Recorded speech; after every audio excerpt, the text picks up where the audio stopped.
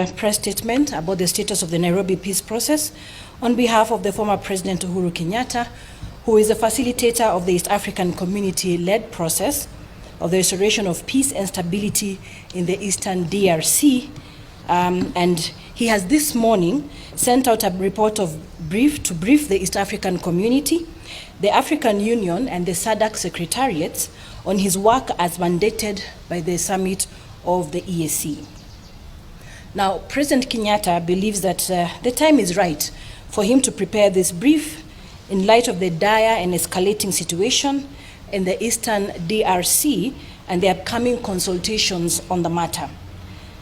This status update follows a report presented by the facilitator on the East African-led Nairobi process for restoration of peace and stability in Eastern DRC, delivered to the 24th Ordinary Summit of the East African Community Heads of State on November 30th, 2024.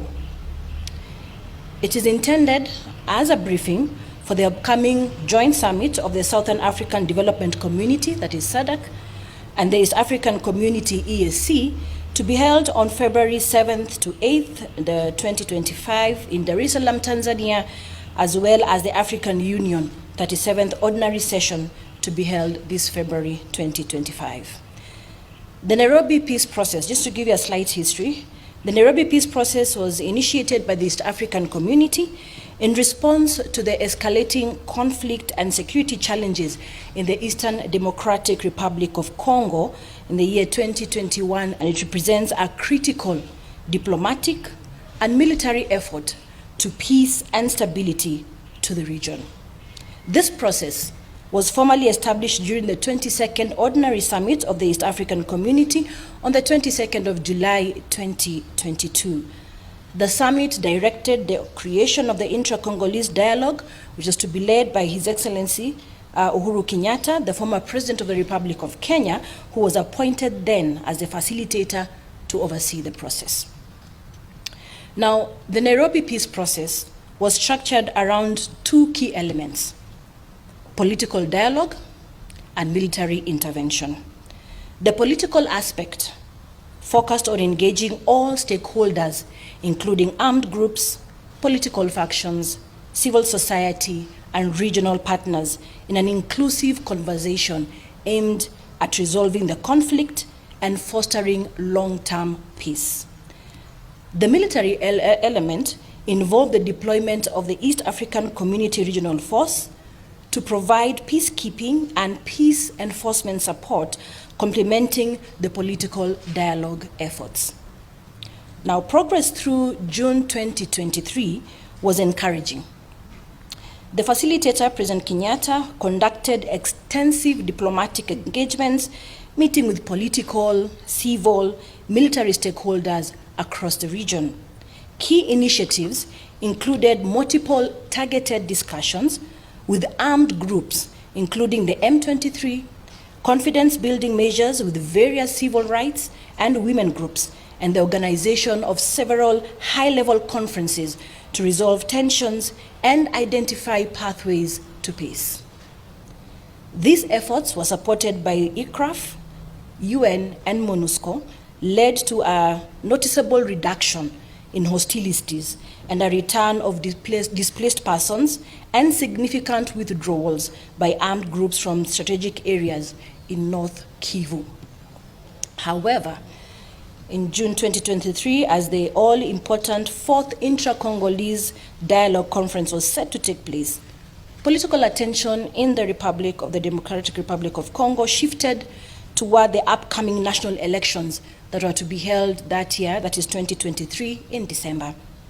The shift resulted in the slowing down of the Nairobi peace process, and unfortunately at the same time, a political impasse resulted in the withdrawal of the Kenya forces from the ICRAF. This suspension disrupted the momentum of the peace process, leading to a slowing down of the peace negotiations and a breakdown in military cooperation, and ultimately a resurgence of fighting in the region. Now, despite efforts to maintain dialogue, including consultations between President Tshisekedi of DRC and the M23 leadership, the political and security landscape in the DRC became increasingly unstable. Following the December 2023 elections in the DRC, the formation of a new government delayed the resumption of the Nairobi process.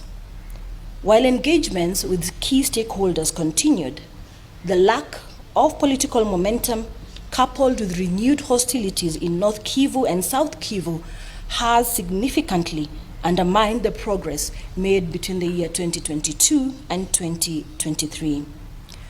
The M23, once subject to a cease agreement, has now regained control over key towns, including Goma, and fighting has once again escalated across the region. The Nairobi peace process, though temporarily sidelined, remains a critical framework for dialogue and conflict resolution in the eastern DRC. The facilitator remains committed to finding pathways to peace in collaboration with the government of DRC, regional partners, and international stakeholders. However, the recent resurgence of hostilities highlights the urgent need for renewed political will, regional cooperation, and sustained support for peace efforts to avoid further deterioration of the security situation in DRC. The facilitator is of the strong opinion and belief that the two processes of Luanda and Nairobi hold the greatest promise for a resolution and termination of the crisis in the eastern DRC.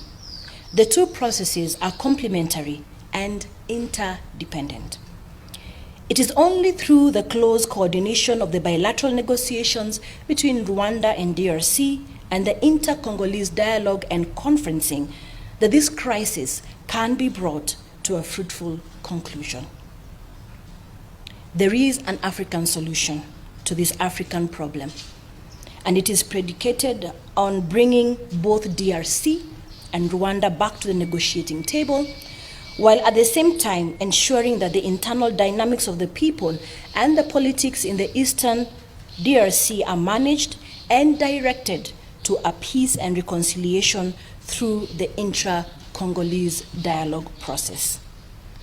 The full report and details, as highlighted, have been submitted to the AU, the ESC, and SADC secretariats. I thank you for your kind attention. Stability is not only going to be Congo's favor, it is going to be in favor of the entire region, so that people can trade with one another, people can move goods and services. This is the way to bring development and prosperity, but that is not possible without peace. And that is why all of us are very focused on seeing how we can achieve a lasting peace for the people of the Congo, but also, by extension, for the people of the entire Eastern African region, which is critical for us to be able to focus on development, which ultimately brings prosperity and removes poverty and other ills that continue to afflict our